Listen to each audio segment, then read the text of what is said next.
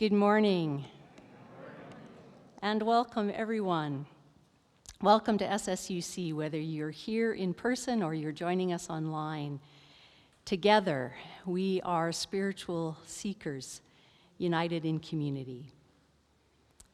We come to one another on this day in May that celebrates mothering, those who do the work of birthing life, and all people, whatever age or stage, whatever gender identity, do the work of mothering, nurturing, sheltering, supporting, tending to human life and creature life and plant life. And today's a day we celebrate that work of mothering. We also begin a new series today as we navigate all that life is just now.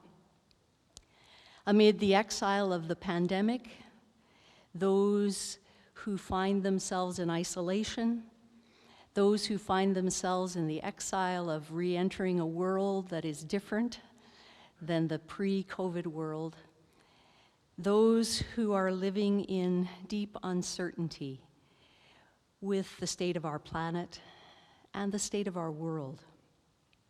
We're beginning to explore the wisdom in finding our way home. And today we'll find our way home with the help of rivers, those great teachers of trust and connection. We honor the traditional lands wherever we are. I invite us to pause and to consider the land that opens to feed us, to water us, to hold us.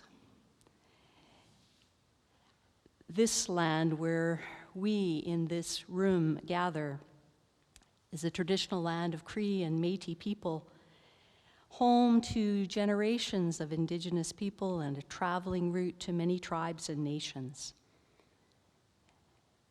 We humbly acknowledge the traditions and the cultures, the medicines and the ceremonies and the languages of those who were first to learn the wisdom of this land.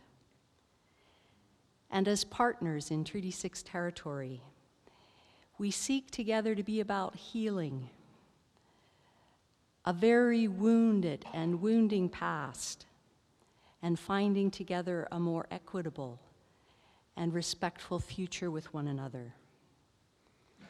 As we celebrate the gifts of this land, we sing of the rivers that companion our journeys.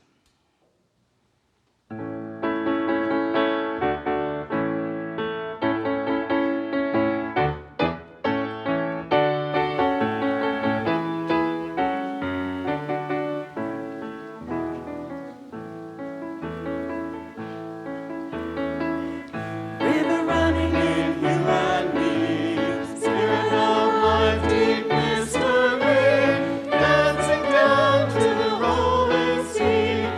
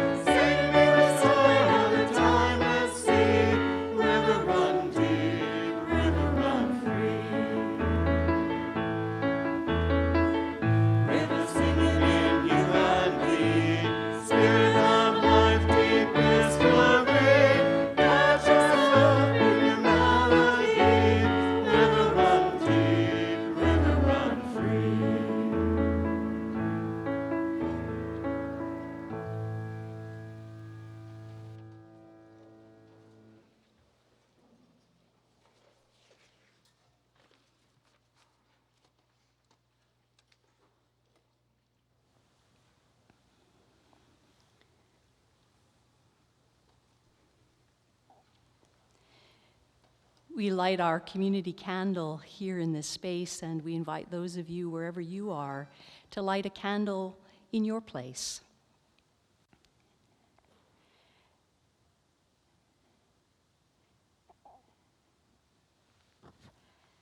And as we light our candle,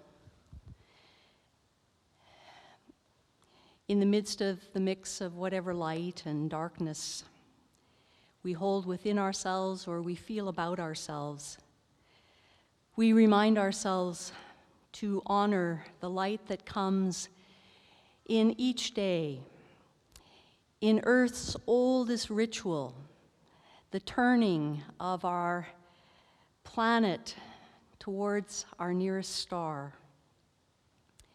And we honor the light that comes in music and song, in art and literature and science, the light that comes in the enduring wisdom traditions of the world and the world's people, and the long experience of our planet, experienced in life, evolving and changing, and the light that is in each of us.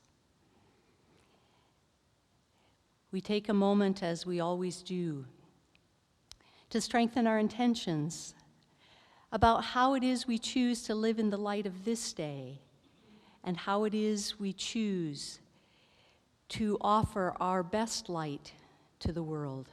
We pray with one another. We live in the great mystery of life's ebb and flow, in the midst of ever being and becoming.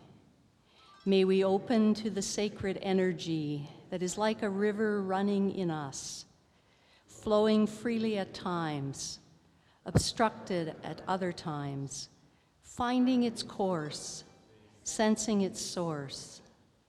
May the current ever reshape us, rearrange our priorities, refresh us as stones washed by a tide ancient and new. May this time we share together help us to make it so. Amen.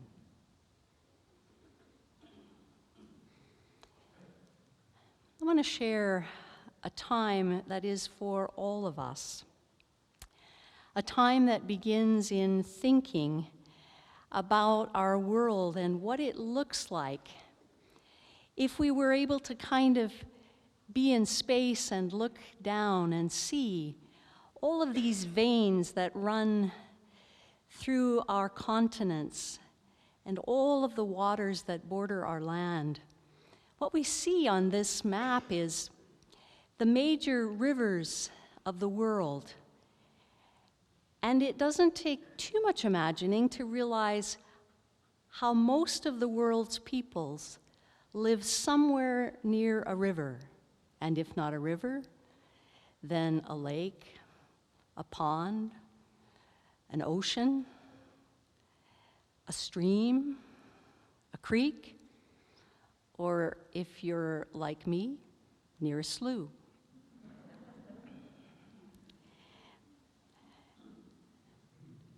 When I grew up in this community, on the northern border of New Brunswick in a town called Camelton, the Restigouche River ran through, separating the province of New Brunswick from the province of Quebec, the Gaspé coast across. And that Restigouche River moved downstream to empty into the Bay of Chaleur, and then into the Gulf of St. Lawrence, and then into the Atlantic Ocean. And here's a city we'll recognize. Our home here in Edmonton, made along the banks of the North Saskatchewan River.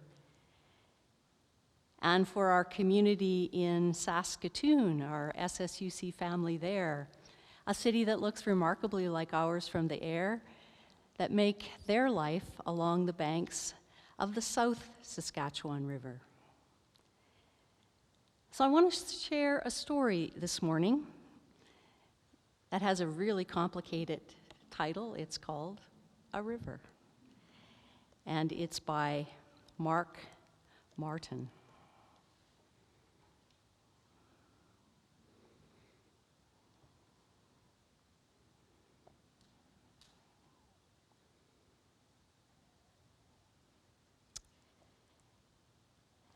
there's a river outside my window.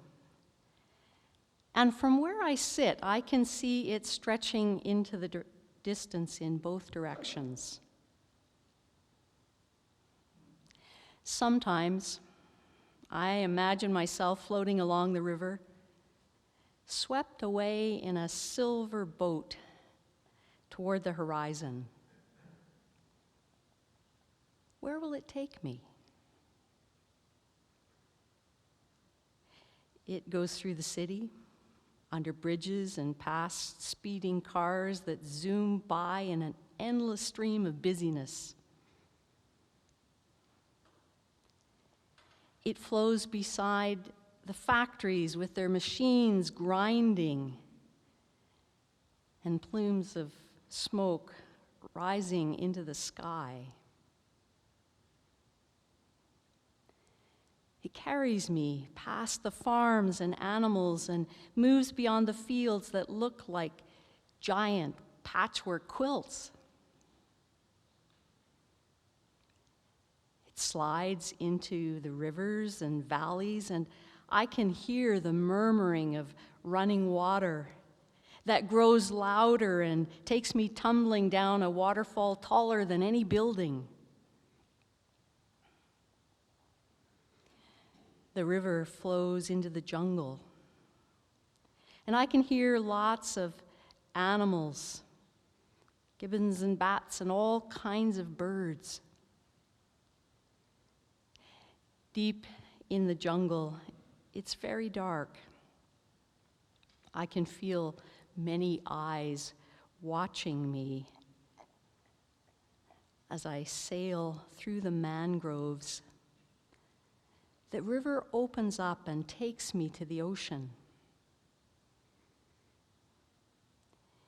It's windier now, and the air smells of salt and seaweed.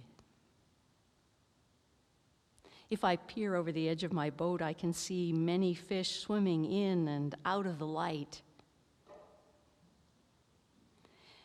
When I look up, I see clouds moving, and it begins to rain. And it's difficult to see where I am. But I can hear raindrops on a window as the cloud clears. And I'm sitting in my room again, looking through those raindrops on glass and gazing out across the sleeping city. And I think of my silver boat floating in the moonlight, drifting past my window once more.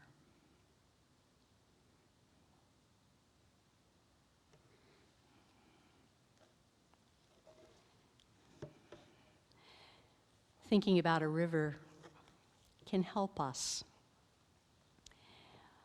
When we think about all the places it's been, and it brings all of that with it, and all of the places it's yet to go. And in our imagination, from any moment we're in, we can travel with that river. Allison's going to come and invite us to be present to this moment in a wild sanctuary moment as we reflect a little more on rivers.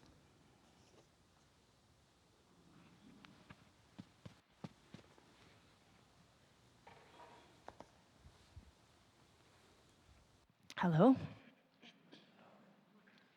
I'm here representing Zoe as well for SSUC Wilds, and I wanted to take a moment to remind you that your bodies, you are the river. So remember how you're made up of more than half water? If you've been in a place for a few days, that means more than half of you is from that watershed. So I'm looking out, and you are made of the North Saskatchewan. And in Saskatoon, you are made of the South Saskatchewan. And wherever you find yourself, you're made of that water. So let's feel into that if you wish. The river is literally your body. So maybe you could imagine that you can feel that water, your blood flowing through your body. Maybe you can slow down enough to remember your heart is beating.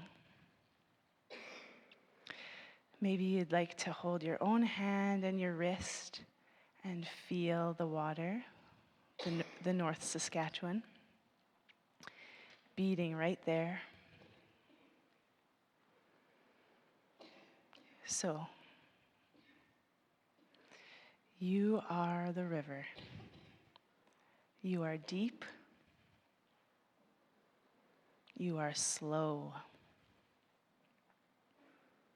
You are full of life. You are in flow.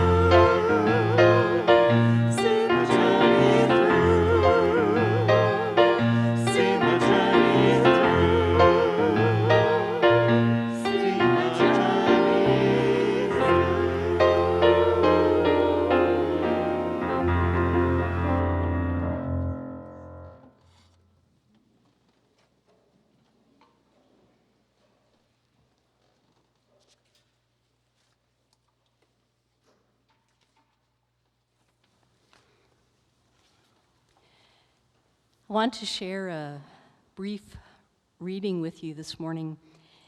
It comes from the writings of Wendell Berry, collected in his book entitled Leavings, and it's from a series of poems he wrote called Sabbaths in 2007.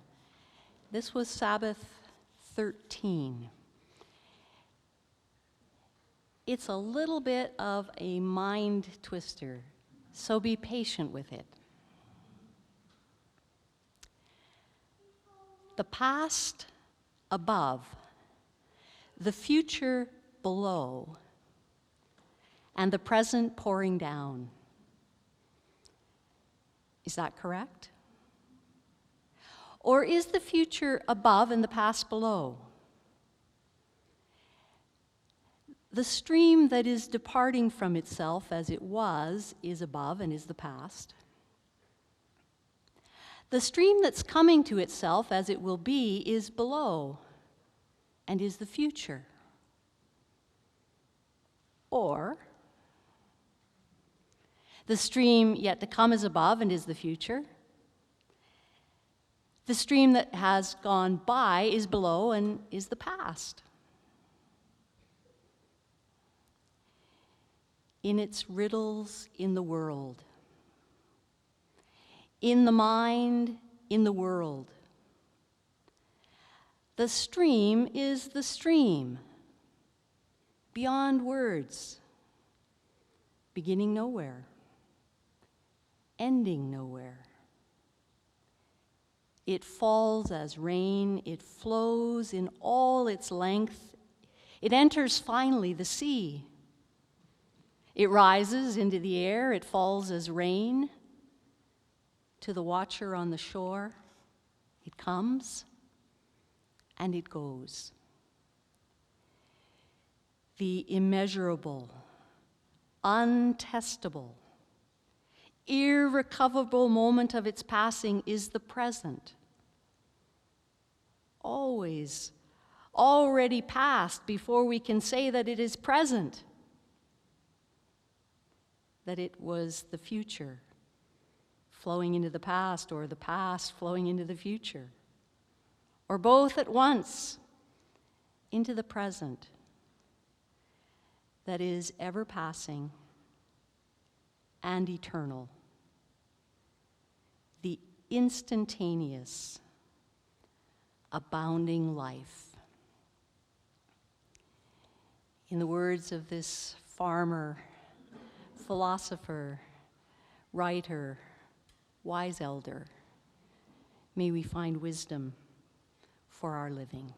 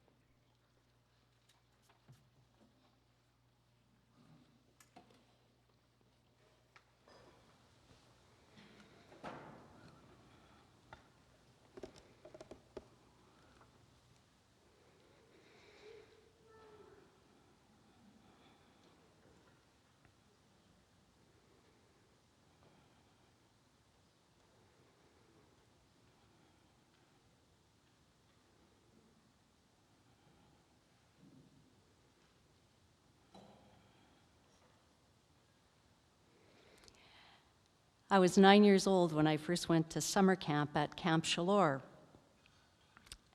And I remember packing this humongous suitcase, the one that was generally used by both my mom and dad when our family went on holidays.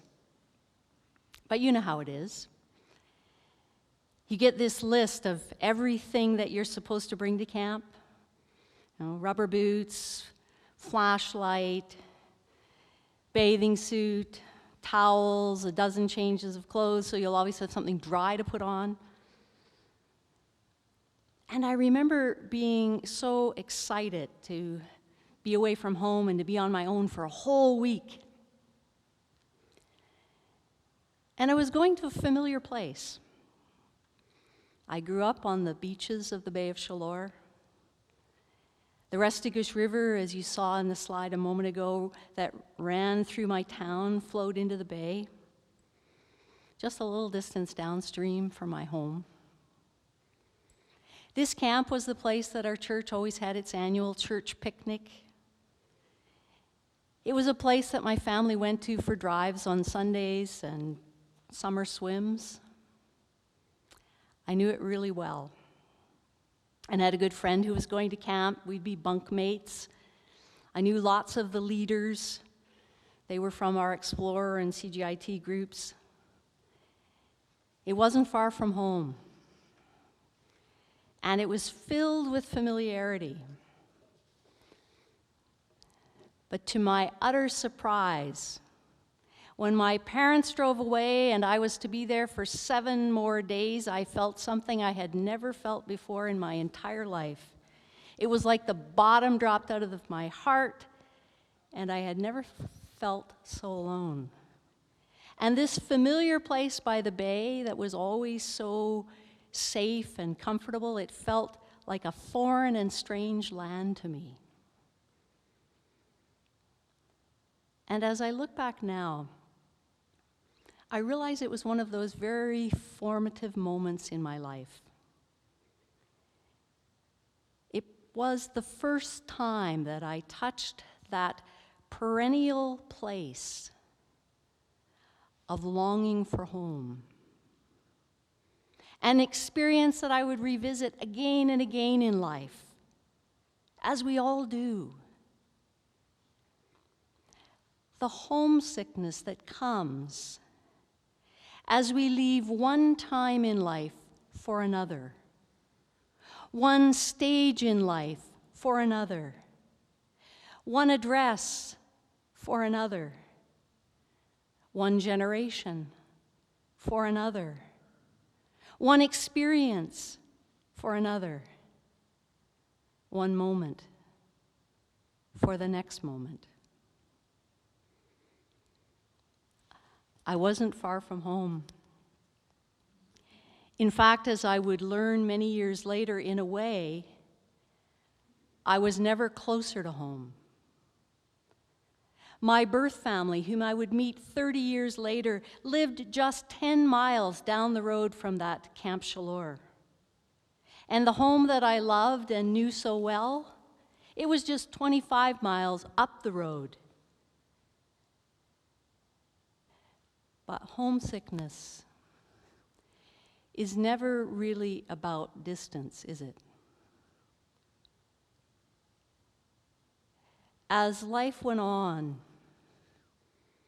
I would learn, as we all do, that we can feel just as homesick and lonely in a room full of people,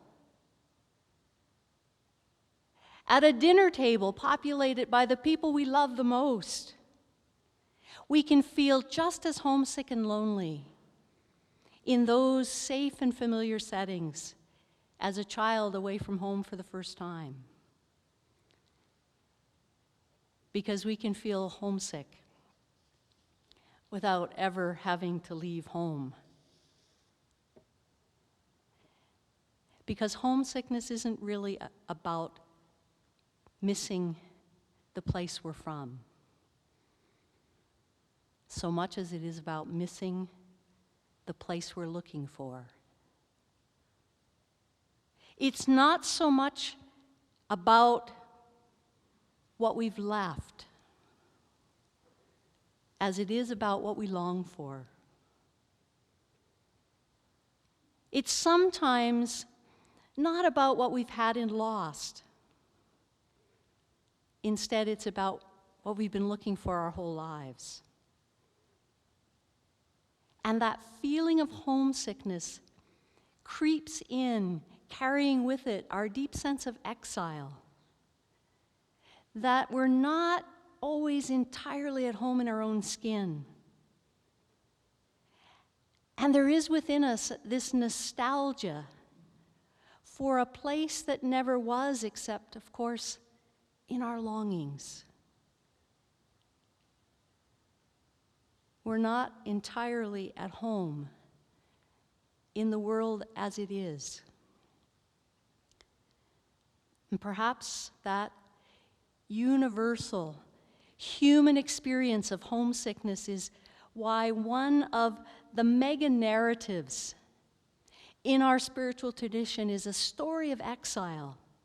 It's an archetypal story of our human experience.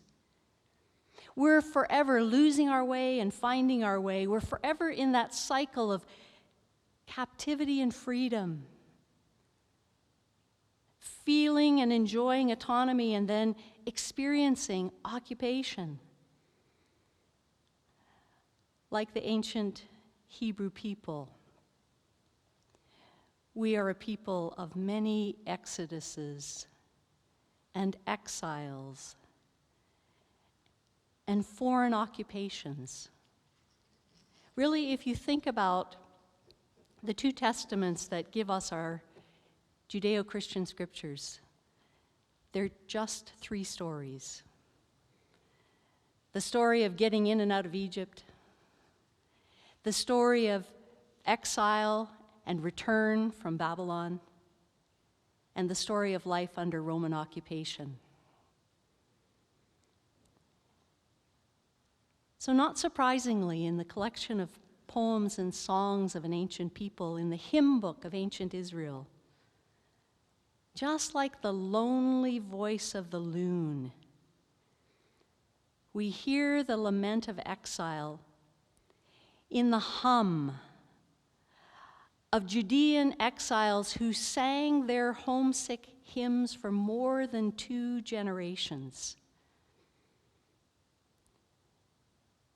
In the book of Psalms, we hear their lament succinctly put like this: "By the rivers of Babylon, we sat down and wept when we remembered our homeland. On the willows there we hung up our harps. For how could we sing our songs in a foreign land?" These homesick exiles were about 800 miles east of their traditional homeland in Babylonia. Their parents and their grandparents had been forced from Jerusalem and the Judean hills and desert when Babylon had invaded their homeland. And for more than 50 years, those who had been deported to Babylon lamented the loss of their language and their culture and their temple and their songs and their rituals, and they found themselves along the banks of the Euphrates River in Babylonia, longing for the Jordan River Valley of Judea. They found themselves in what is modern-day Iraq.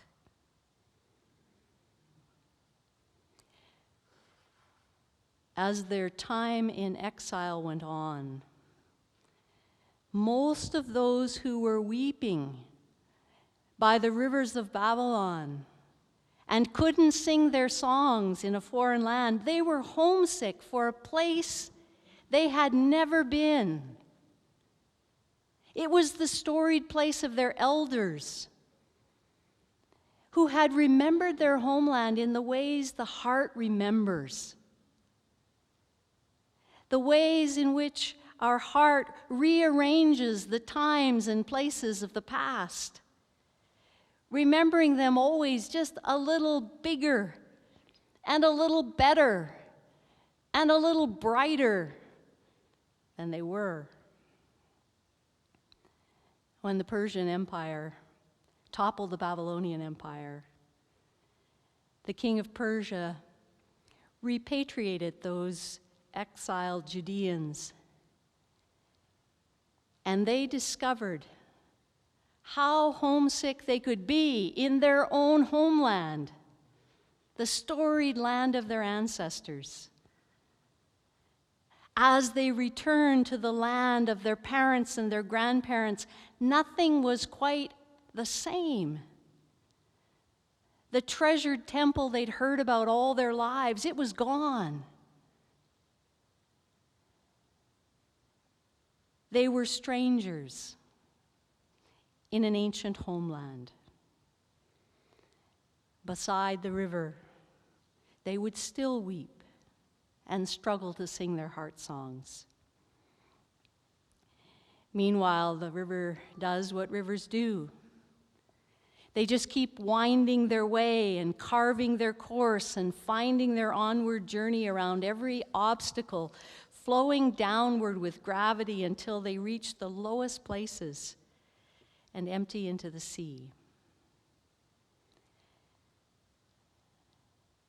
And like those ancient exiles, wherever we live, we're all river people. We come from the generations of those who first found survival along the riverbanks in fertile valleys and on floodplains, on rivers that are like the veins of the earth carrying the lifeblood of our planet. We make our home along these waterways that offer comfort to us and wisdom in our longings for home. As we navigate the currents of more than 2 years of pandemic life and racial strife and deep polarization and war, our homesickness finds its expression in our restlessness, in our nostalgia for our pre-COVID lives, in our longing for a place that was never quite what we remember. As we weep beside the river where we find ourselves in our present exile, whether that's the exile of isolation or the exile of re-entry, or the exile of our discomfort with the state of the world and the state of our species and the state of our planet. The river carries the wisdom that time and experience move onward. Just like the river making its onward journey and inviting us into finding home in the endless flow and the forward movement. A wise woman in my life that I worked with when I was a young adult would teach me again and again by saying, "Nancy, don't push the river. Instead, can we learn to trust the river? Trust that the river knows its way by heart, that it keeps finding and making a way out of no way,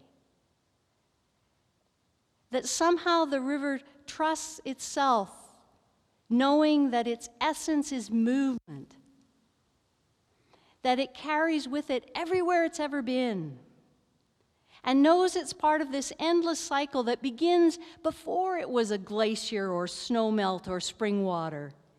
And it continues long after it's cloud and rain and river again. Along whatever river we find ourselves, We are not lost. We're always home. In the only home there ever is. Like the turtle who carries home on her back. We're home in the present moment. And wherever we are is home, ever passing in its particularity and ever eternal in its essence. So we take our place in the stream of being, trusting that the river will carry us, and that we are always living in the paradox that we are home and we are going home.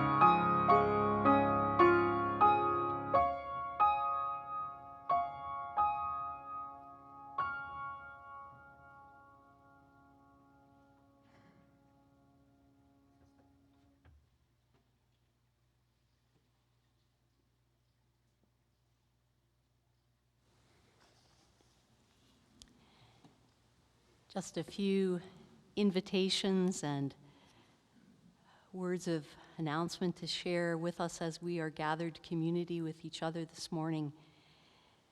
Particularly for those of you who are at home or who will be home shortly, you are most welcome to share a bit of conversation about our theme this morning on Zoom in our post-gathering conversation hosted by Nell Owens. A time just to click on the Zoom link and enjoy a bit of an opportunity to talk with others from our community in the safe way that we can be together online. And so we are all invited about 11:15 to join the conversation on Zoom. Our monthly Forest Families experiences will continue in May, meeting now at Horlack Park at 9:30 until 11:30. Families of any size, shape, age, whatever, you're welcome. An opportunity to engage the natural world and to be with some others, to have a bit of time in community, but also a little bit of solo time, a little bit of time for yourself. Want to also express our appreciation for all the ways that you support this community with your financial support. There's an opportunity today to purchase grocery cards while you're here in the foyer, a way that supports us as we receive some portion of that gift card as revenue for our operational needs, and also other ways that you can offer your financial gifts, and whether they are regular ongoing gifts, whether they are large or small, whether they are one-time or many-time, each gift helps us be the community we are and do the work that is important and meaningful to us in this community. I want to also express my congratulations to my colleague Ian Kellogg, who graduated into retirement last Sunday. This is his first retirement Sunday morning experience. Ian, I hope that Matthew Fox might be right. There is really no such thing as retirement. There's rewirement, there's refirement, but really no such thing as retirement. And I hope this chapter of life will be one in which you get to explore lots of your passions and joys, and that it's a healthy season in your life and a new beginning. I know you are in the company of many good colleagues in this room who have lots of experience and can tell you about the refirement, rewirement time in life. We're going to sing as we take our leave of the circle with one another. We're going to sing those words that remind us how we are finding our way home in the wisdom of the rivers.